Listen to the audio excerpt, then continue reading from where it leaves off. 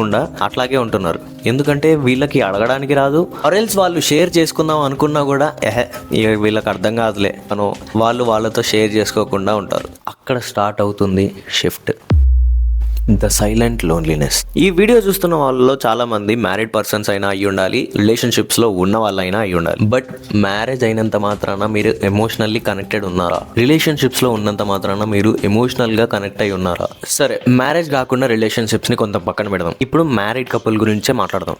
ఇక్కడ arranged marriages అన్నవి bad ఏం కాదు, but arranged marriages with limited understanding is way more bad, is way more concerning. Arranged marriages that ఈ particular generation లో చాలా problematic గా ఉంటాయి. ఎందుకంటే వాళ్ళు ఒకరినొకరు అండర్స్టాండ్ చేసుకోవడానికి చాలా టైం పడుతుంది, యాజ్ వెల్ యాజ్ అంత టైం ని ఒక పర్టికులర్ బాండ్ మీద ఇన్వెస్ట్ చేసేంత టైం జెన్జీకి లేదు. దీంతో పాటు ఆన్ సైట్ వర్క్ అని చెప్పి, ప్రాజెక్ట్స్ అని చెప్పి 6 months 10 months వరకు అవుట్ ఆఫ్ స్టేషన్ తీసుకెళ్లిపోతారు.